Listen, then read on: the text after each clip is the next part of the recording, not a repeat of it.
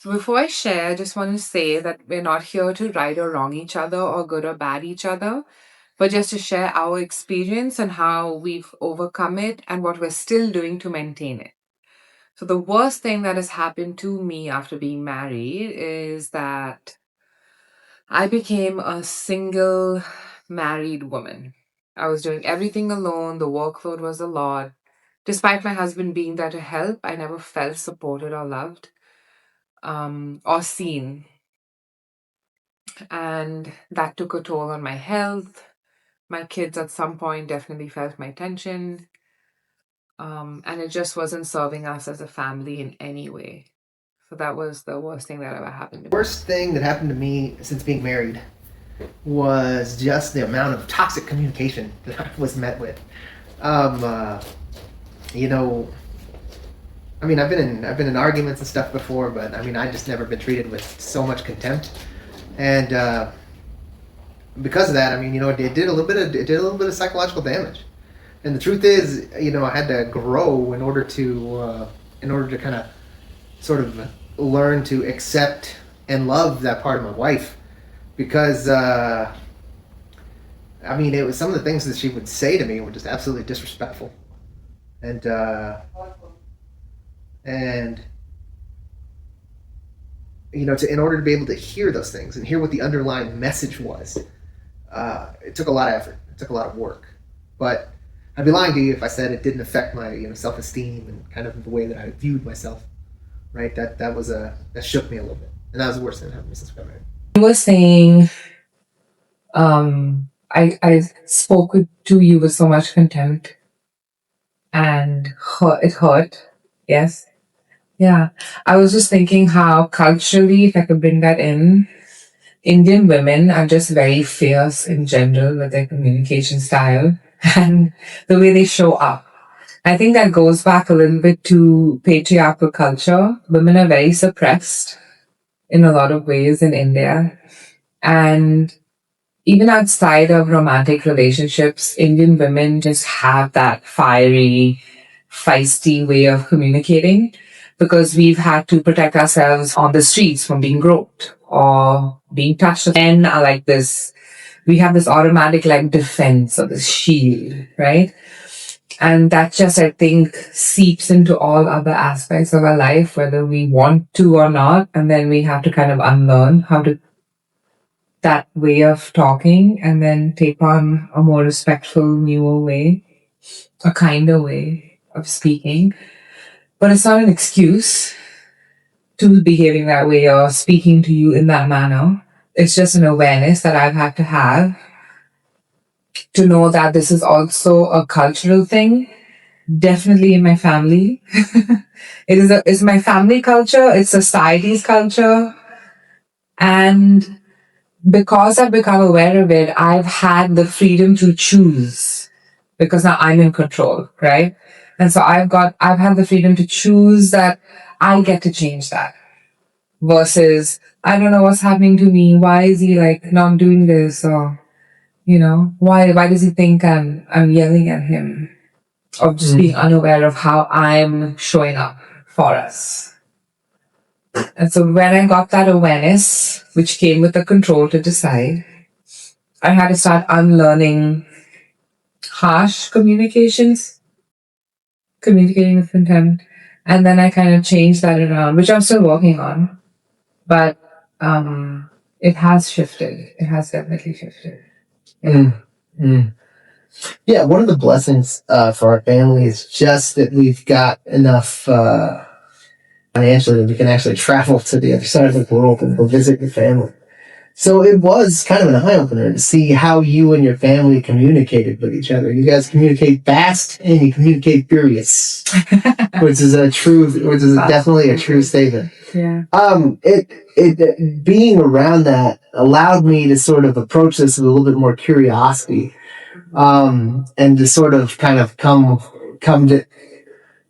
to understand that this is just part of how you guys communicate. I mean, it was straight. One of the things that I thought was kind of wild is I came back to Tucson, even in my job, I was discussing some technical things with a person from India.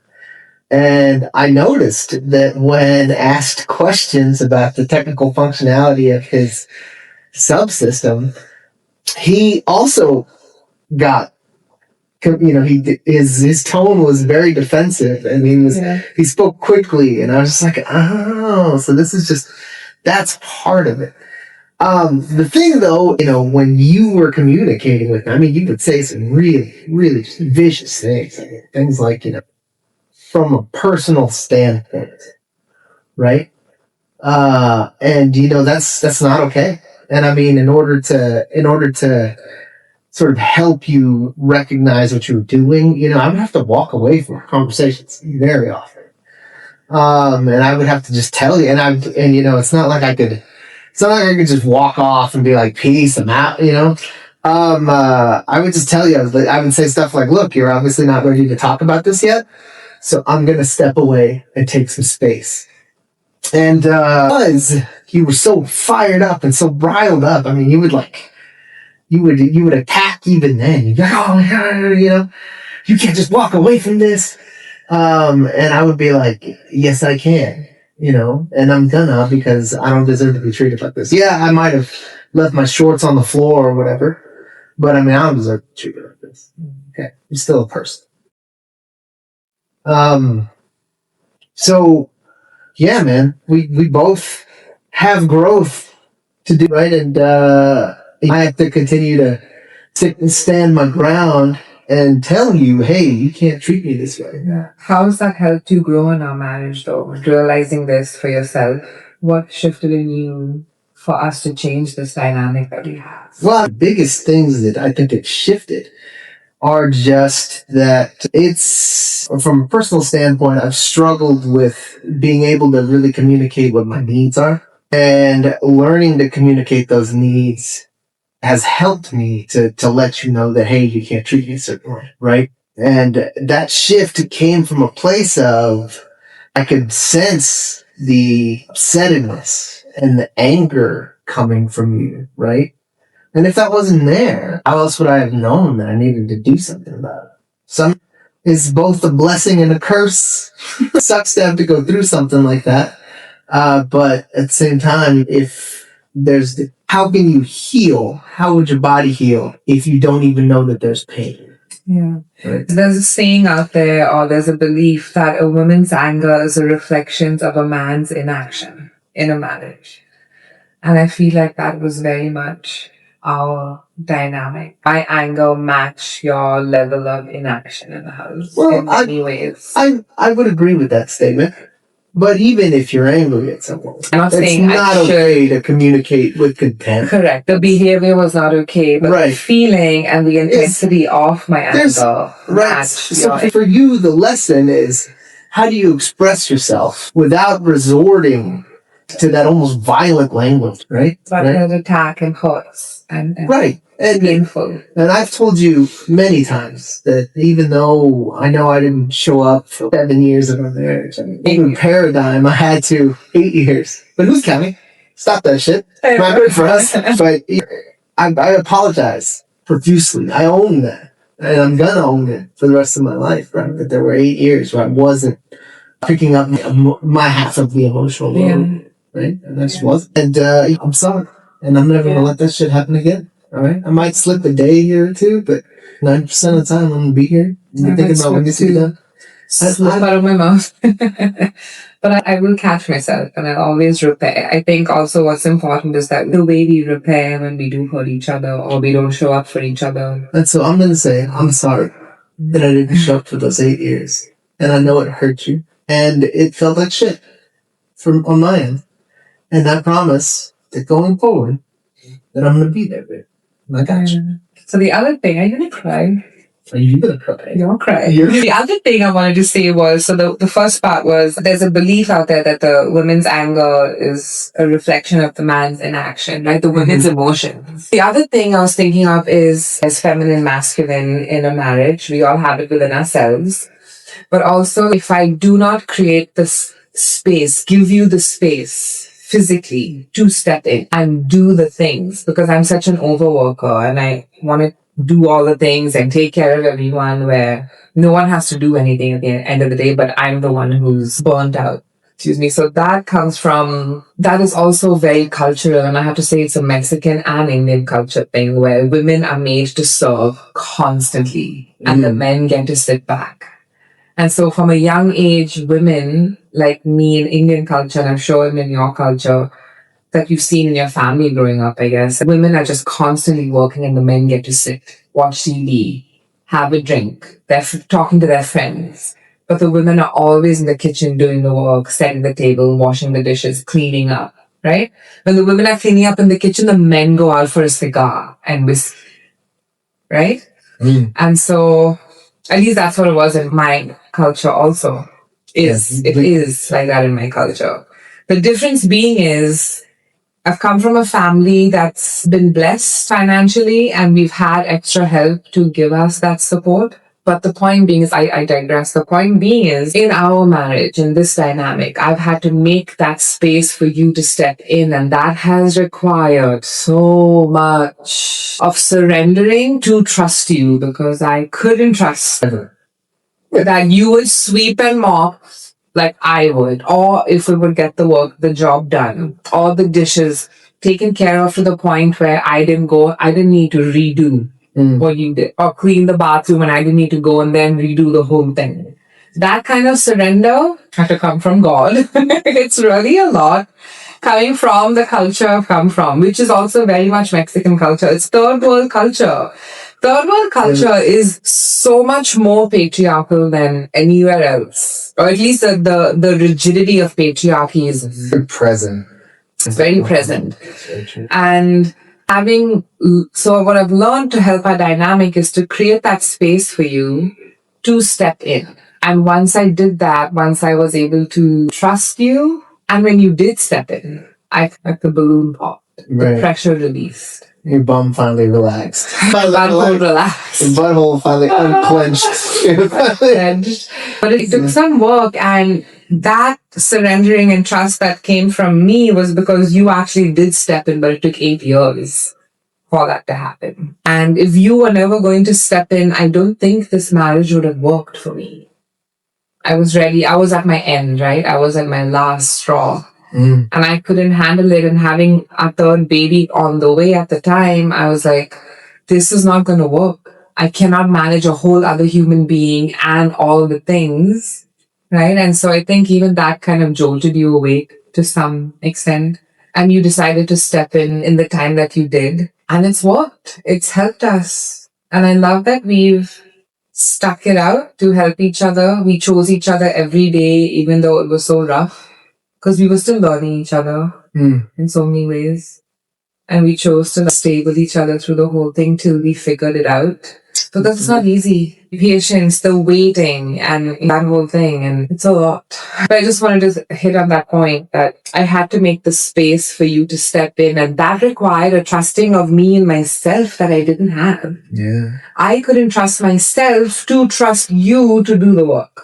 I couldn't trust myself enough to trust you to look after the kids. Fun fact. And so I was lacking a self-trust thing, which was reflecting on my trust in you, which was eventually out in the home, which is, I can't trust him to clean, to look after the kids. Fun fact, Vanessa's your toxic trait, used to say that your toxic trait was having someone else clean something for you and then having to go back and clean it afterwards, no matter who it was or how good a job they did. Go and do it anyway. Right. Yeah. And that's that aspect of you had to finally trust yourself. I had to. You really did. And also because I couldn't keep up managing, maintaining with an added person coming into our family. I couldn't keep up that I have to do everything. If I don't clean it, then it doesn't get clean. It's not clean. Yeah. And so also you, I feel, have stepped into, my wife likes it clean in this way. It reduces her anxiety. So I will clean how that would make her softer, comfortable. Or right. I feel that's what you've done. Well, and if I'm being honest, part of that is the selfishly motivated, right? One thing that I understood is that in that 8-year period where I wasn't really helping properly, if I wanted to do anything for myself, I would get some fierce backlash. And I was like, holy shit, man, I just wanted to take a nap. What the hell? Wait, you got fierce backlash from you. This is the toxic communication style. to take a nap? For no, that's not true, baby. So anywho, so there have been times where you just came at me for doing something for myself. And I thought to myself, what I internalized from that is that I can't do anything for myself. If I do anything for myself, I have to sacrifice all my time for the family. Otherwise, Vanessa will yell at me. She'll treat me like shit, right? And so I gave up on doing anything for myself, right? And what happened is you guys actually went to India, you and the kids, and when you left, I was like, oh, I can finally do all the things I always wanted to do, right? And so I would watch movies, I would do this and that, and the lessons were starting to finally stick. And I was like, well, maybe I should mop the floor.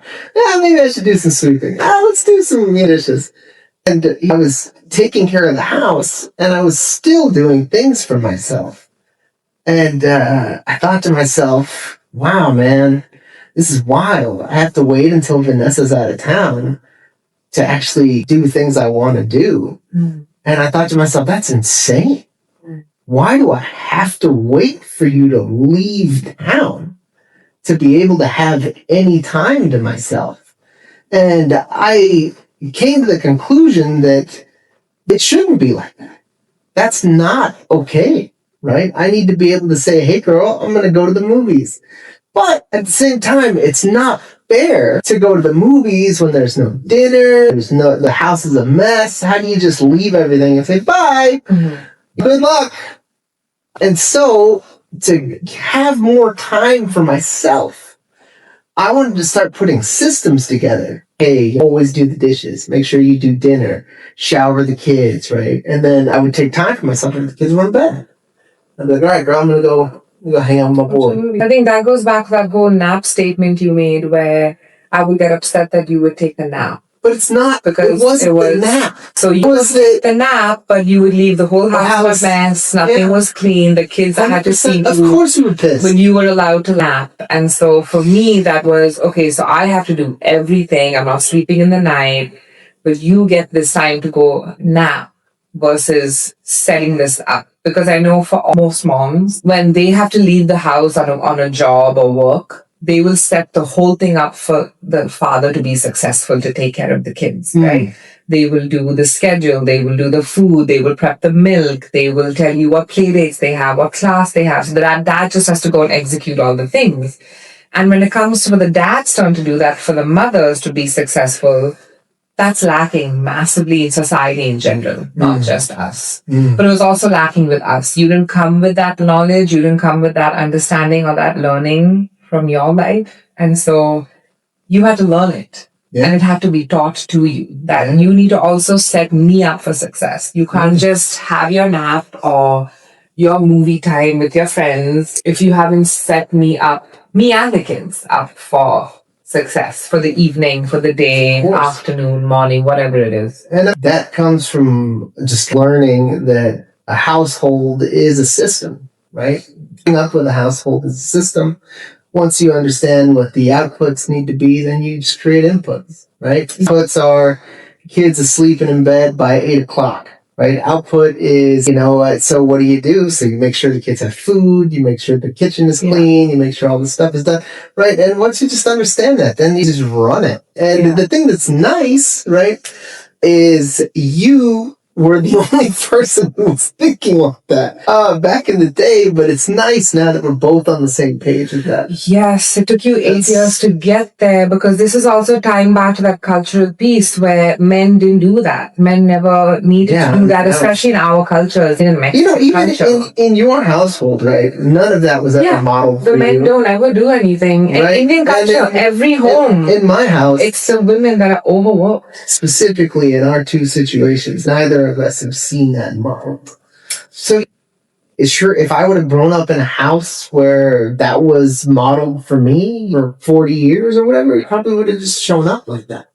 But the truth is, it took me time to figure it out, and it get painful. It did, because again, tying back to that cultural piece, there's an entitlement to being a man already, just being born a male. They serve, they don't have to do all the things, they get to do all these other things, but women have to do gender roles. You know what I mean? Very specific gender roles. But then in modern society, we forget that you are living here as well. You have to do your own laundry, clean your own pots, clean your own pans, clean your own bathrooms, sweep and mop your own house that you are using yourself. If we take it back to primitive time or even 100 years ago, men were going out to war and actually doing the work to protect, right? Well, and women had to nurture. Prehistoric times might not have been war, the women had to stay home and do the homey stuff. And the men had to go and gather and hunt and protect. In modern society, the protection has become different. It's more like a technology protection, or it's not like we're at war all the time or needing to fight an animal off all the time. The idea of protection has changed. Do you know what I mean? So men in modern society do have to put that input. Yeah, so how do you protect? Protection nowadays is more like provide security, right? Correct. Security and safety in a technology-based world. Well, there's that, but also, security comes from finances, right? Can you put food on the table? Security also comes from emotional steadiness, right? Even if your wife is communicating with you toxically, can you keep cool? Even at times when you were yelling at me and saying some of the most vile stuff, that I yelled back? No. In our 9 years now, I think you've only yelled at me twice. Not even just raised your voice because you were that's frustrated. So that emotional steadiness is an aspect of security, right? So then the last part of the security, and this is one of the places where I was really lacking, was carrying the emotional load. Yeah. Is your wife the only person that's thinking about play dates for the kids? Is your wife the only person thinking about dentist appointments? Is your wife the only person thinking about what time the bills are due? Is your wife the only person thinking about whether or not everybody needs, what everyone needs to eat? And if your wife is the only person who's thinking of all, then you are severely lacking security and organization for your wife. And safety. Safety, because... So your wife will not feel safe unless you can take up some of that emotional load. Yeah, because then Would you say that since I started picking up that emotional load, that you feel safe? Oh my gosh, softer, safer, relieved, less that anxiety in my body that I'm always holding so tightly wound, like you said, my butthole unclenched. Right. But that's the other thing. In modern society, now women are also stepping into the work field, right? We can also provide financially for our home. And when we do that, we need our men to step in and take over in that time for us. Just like how when they are out working, we are stepping in and taking over for their bit. When we work, they need to step in, and that was not happening. And that's why so many moms and women are collapsing because the men are not stepping in. What is it? They're not taking their responsibility. Hashtag single mom. That's a nice single mom. When the men don't step in and take their responsibility, household responsibility, be a house husband, just like I'm a housewife. Right? So how does it feel? I feel like I can finally go to work. I can finally earn money without the stress, without the added cooking, cleaning, homeschooling, play dates, birthday parties, all the things. Because now I know that if I'm at work, the kids will be fed. The kids will attend their birthday parties. The kids will go to bed on time. They're showered and clean and all the basic things. Because you've taken them over. You heard me talk about that selfish motivation for wanting my own time. The truth is I actually heard this in one of your sister's weddings, actually, right? Mm-hmm. The truth is that in order for a marriage to thrive, there has to be a you, a me, and an us. And just like I was saying, right, if I wasn't helping carry the emotional load, then there wasn't any room for me. But the flip side of it is that there's not any room for you because you had to take care of everything, right? So, if your wife is the only person who's taking care of the laundry, the only person who's thinking of what to eat for dinner or lunch or breakfast, if your wife is the only person who's thinking of, whether or not the kids have play dates, the only one who's planning activities for the family, right? Then there's no room for your wife. There was no room for you. Yeah. And because of that, right? Because I wasn't showing up, my wife was livid anytime I tried to make room for myself. And that meant there wasn't any room for me. And if things had continued that way, right, then there wouldn't have been an us, right? Our us would have dissolved. But now that I am stepping into all these things, right?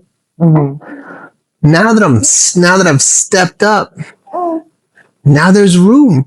Yeah, I think that also ties into that whole piece we were talking about where women now they've started working and providing financially. It's not just a man's job.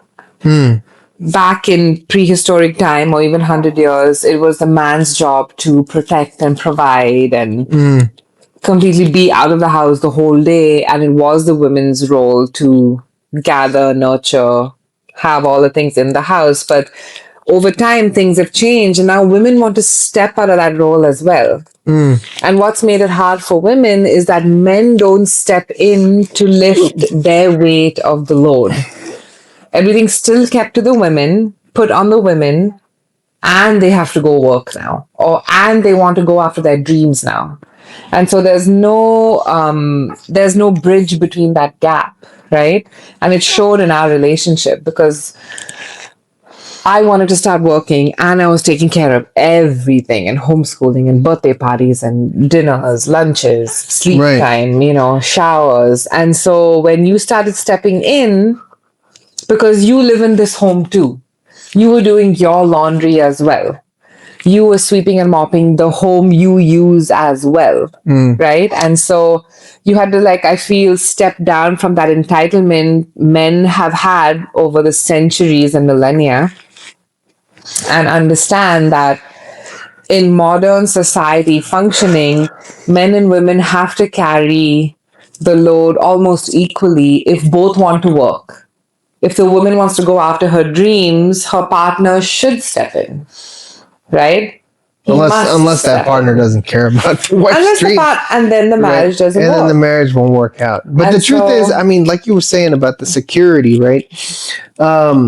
It's evolved. I honestly got think that the security aspect is still there, right? I mean, the man still has to provide, right? But what you provide that equates to security isn't just a paycheck. I mean, that's definitely a part of it, but also that emotional steadiness needs to be there, right? So even if your wife is communicating toxically and with contempt, can you keep your cool? Yeah. And I mean, no matter how rough things got, right? Did I ever turn back around on you and yell at you? Yeah.